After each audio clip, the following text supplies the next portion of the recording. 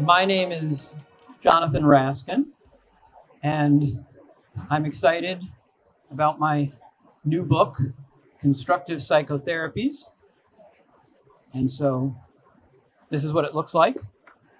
And so what I'd like to do today is share some of the ideas that I discuss in the book. And in the book, I discuss how we can make therapy constructive by grounding it in constructive theory. And for many of you, constructive theory may be unfamiliar. So let me spend a little bit of time unpacking what it is and why I think it offers a useful approach to therapy. So, constructive therapy is not a singular theory or method. The term constructive therapies is plural for a reason. Any therapy can be considered constructive if it A, presumes people construct accounts of the world, and B, views therapy as an undertaking to help clients revise those accounts and experiment with new ways of living and understanding. So the key to constructive therapies is helping clients to reconstrue, that is, to experience and to make sense of events in novel ways that open fresh possibilities. So to that end, constructive therapists employ a variety of clinical strategies that encourage clients to test new ways of construing and behaving. This often involves raising clients' awareness of their roles in the meanings that they rely on, while simultaneously encouraging experimentation with alternative constructions. Such experimentation requires that clients behave differently to see where these shifts lead. So in the few minutes that I have today, I'm going to talk about constructive therapy techniques that are grounded in George Kelly's personal construct theory. So as Kelly once put it, whatever exists can be reconstrued. But how do we help clients to reconstrue? Like most constructive therapies, personal construct therapy isn't technique driven. However, personal construct therapists have developed a variety of interventions and assessments that serve as helpful additions to the constructive therapy toolkit. And I'm going to discuss two personal construct therapy strategies: adopting a credulous approach and having clients enact fixed roles. So let's start with the strategy of adopting a credulous approach. The notion of a credulous approach comes from personal construct therapy. It's a stance of openness and acceptance that's adopted by a clinician in order to understand how the client's presently experiencing the world. Adopting the credulous approach means accepting what clients say, even when it doesn't fit with the presumed facts of the situation. And here's a little quote from George Kelly about that. He said, "From a phenomenological point of view, the client, like the proverbial customer, is always right." And so the credulous approach communicates respect and curiosity about the client's experiential reality. In this regard, it is very much in keeping with the emphasis on empathy and positive regard found in person-centered humanistic therapy. However, personal construct therapy is typically more directive than person-centered therapy. The personal construct therapists actively ask clients how they understand the world. And Kelly actually gently poked fun at therapists who felt the only way to obtain information from clients was through indirect methods, such as non-directive listening, free association, dream analysis, or elaborate assessment techniques. Kelly's advice to therapists was, quote, "If you do not know what is wrong with a person, ask him, he may tell you." And I like that quote. So in addition to actively listening and working to comprehend client concerns, this slide here shares questions that a therapist can use to credulously inquire about clients presenting complaints. So for example, you might ask the client, With what problem would you like help? When were these problems first noticed? Under what conditions do they first appear? And what corrective measures have been attempted? What have you done to address the problem? What changes have come with treatment, right? Therapy, for example, or the passing of time? And then you might also ask, under what conditions are the problem most noticeable? And then lastly, under what conditions are they least noticeable? And so credulous listening, in conjunction with questions like these, serves as a kind of controlled yet compassionate phenomenological approach to understanding the client from the client's own point of view. So for example, Elena was a 25-year-old Latina woman who presented with feelings of anxiety and depression. She felt she was, quote, going crazy, but she couldn't figure out why. I worked to credulously listen and understand Elena's experience. She was in a long-term relationship with her live-in boyfriend, Garth, and his angry outbursts were something that Elena attributed to her failures as a supportive girlfriend. As part of credulously understanding Elena's experience, she provided the answers to the questions I just shared a moment ago. So for example, with what problems would you like help? She said, feeling anxious and depressed and spending most days in bed. When I asked her, when were the problems first noticed? She said, 6 months ago, which was 2 months after she moved in with Garth. Right? Under what conditions did these problems first appear? Whenever Garth and I had a big argument. What corrective measures have been attempted? I stopped seeing my friends without Garth and made sure to be there when he got home because he didn't like it when she would go out and do things without him. Right? And so you ask these different questions and you then credulously can try to understand the client and the client's experience. So through credulously elaborating Elena's complaint, it became clear to both of us that her anxiety and sadness weren't due to her failures as a girlfriend, but due to her despair over Garth's behavior and her fear that she would have to suffer with it indefinitely. Although it took several months more of therapy and planning, elaborating Elena's problem was very, very helpful. She eventually broke up with Garth, moved into her own apartment, and she began developing new and more supportive relationships. Importantly, using a credulous approach doesn't mean accepting all client utterances unquestioningly or as literal truths.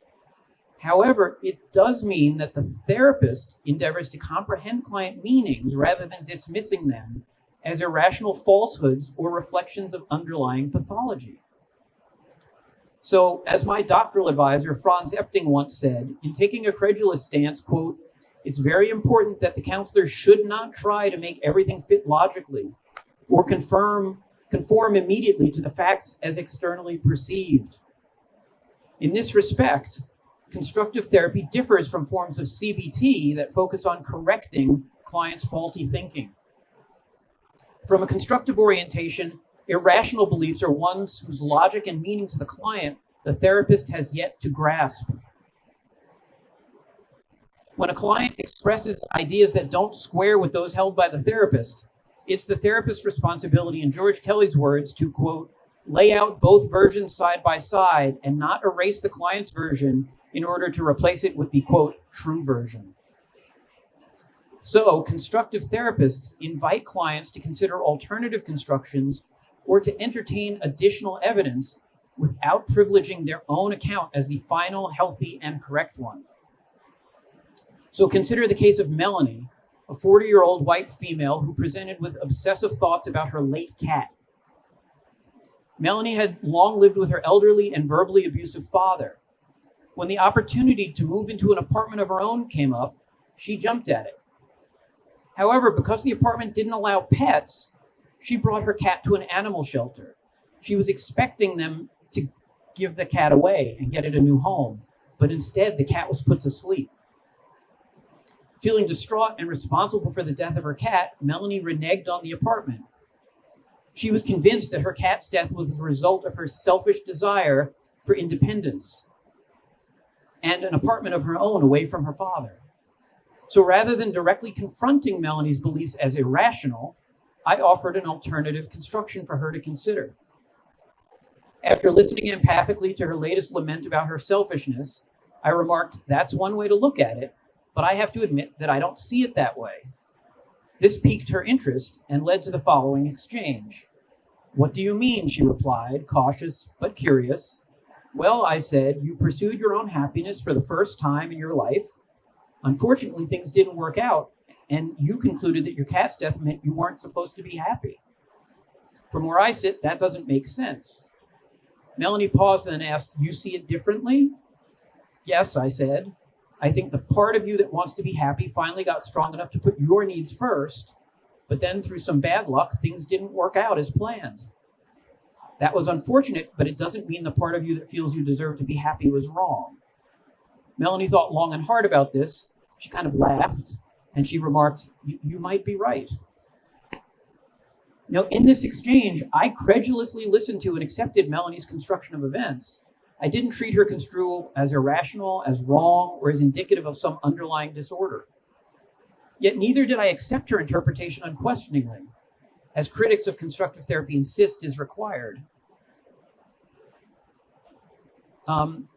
Based on the erroneous assumption that viewing accounts as constructed requires valuing them all equally. It's a myth about constructive approaches that you just have to accept any old construction, no matter what it is. So I invited Melanie to entertain an alternative construction of events, one informed by my understanding of how she made sense of things. Credulous understanding enhances the therapist's authority to challenge their clients. After all, and here's a quote from Trevor Butt, a famous constructivist therapist, he said, "Unless we can understand exactly why the loss of a pet was so devastating, neither good advice nor well-meaning interventions are likely to be helpful." All right, so that's a bit about the credulous approach. Next, let's turn to having clients enact fixed roles. Right, fixed role therapy builds on personal construct psychology's metaphor of the person as scientist. Fixed role therapy asks clients to play roles that diverge in important ways from how they presently construe themselves. The goal is for them to suddenly realize, if I act in a different way, I can be different. I can be different from what I think I am. I can change. So the process usually starts by asking clients to write a self-characterization sketch of themselves in the third person, from the perspective of a sympathetic person who knows them very well. So to help clients with this task, they're sometimes asked to write their self-characterization in the form of a letter to the therapist about them sent by a close friend. For instance, a 20-year-old college student named Gigi drafted the following self-characterization sketch in which she described herself as shy and socially avoidant. Here's the sketch she wrote. "Gigi is a nice person, but other people often don't know this because she's painfully shy. She's so shy, in fact, that she will work hard not to talk to unfamiliar people, or hard to not talk to unfamiliar people, as doing so makes her nervous. It's come to the point where the other students at her college have probably given up on her, seeing her as a socially avoidant person who refuses to make eye contact or speak up, either because she lacks confidence or doesn't care about others. Gigi's social difficulties are made worse because she despises small talk. Even though she has a lot to offer outside of occasional socializing with a few close friends, Gigi spends most of her time alone. As a result, she's lonely and depressed." Now, after clients share their self-characterizations, their therapists revise these sketches, altering them in ways that encourage experimenting with new forms of acting and living. So the result is what we call a fixed role sketch, written like the client's original sketch in the third person, but given a different name than the client and altered in important ways. The fixed role sketch should push the client to act in a novel way, but not be so different from what the client usually does that implementing it would be too difficult. So Gigi's therapist provided her with the following fixed role sketch of Sammy, a private person who still engages comfortably when she wants to with others. So here's the sketch. Sammy is a nice person who sometimes feels anxious about socializing with others. However, Sammy doesn't let this stop her. When she encounters someone who's interesting to her, Or when she feels lonely, she pushes herself to engage socially, or at least to not avoid others. Sometimes this means going, either by herself or with a friend, to campus social events.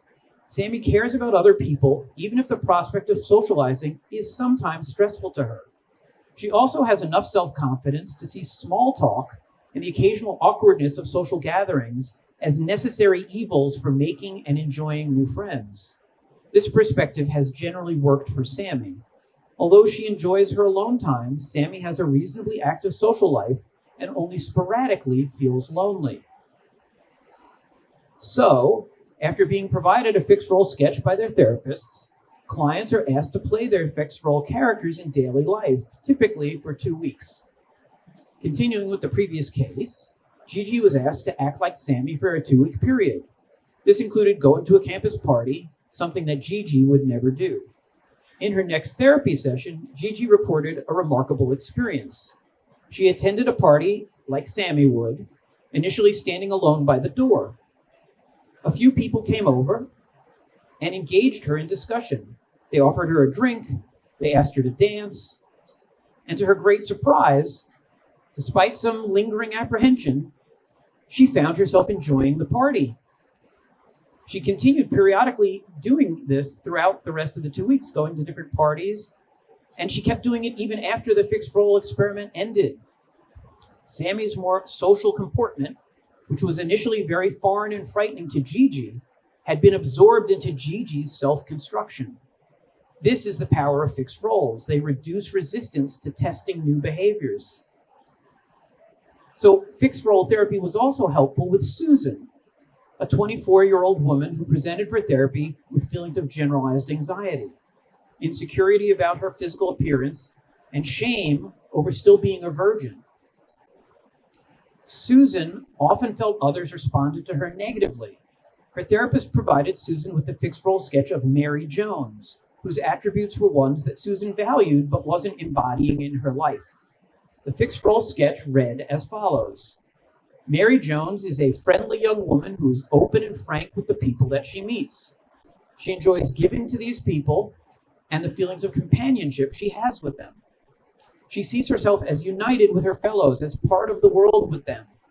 Mary is a down-to-earth kind of person, and most of the time she's calm and relaxed. She's able to be patient with the people she knows and is not very critical of them. Mary is also searching and inquisitive. She can be forceful when the occasion demands it, and lively too. Mary is the kind of person people like to know. So, Susan was asked to play Mary Jones between sessions. Now, initially, she found this very difficult.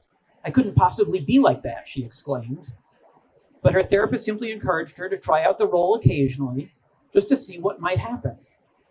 After some stops and starts, Susan eventually tried the role with the checkout woman at the supermarket.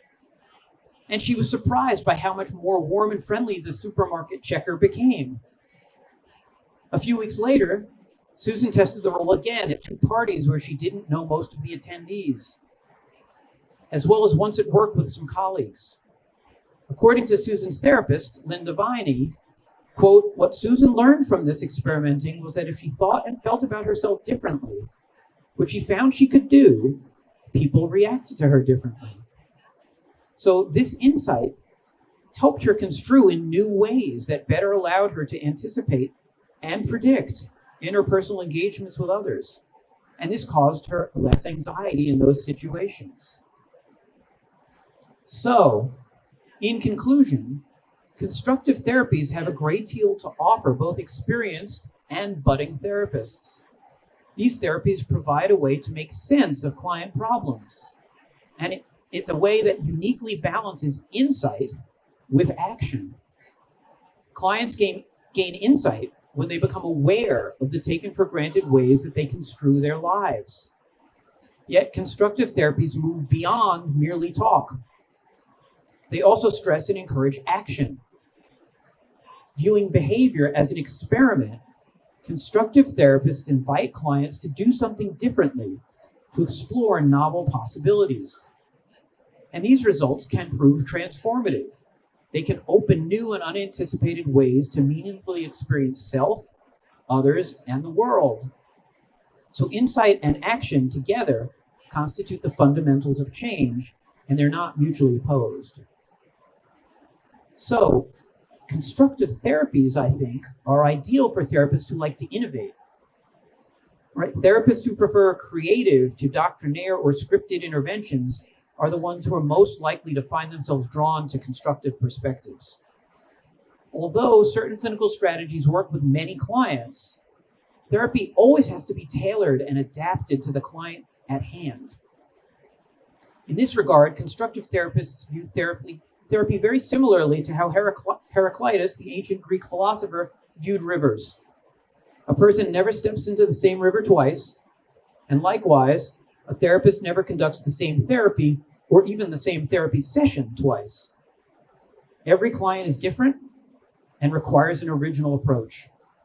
No matter how many one-size-fits-all therapy manuals are devised, every therapy experience is unique. So thank you for listening to me, and hopefully this brief presentation provided a preview of the kinds of issues covered in the book, and I'd be happy to answer any questions that you might have. So thank you very much.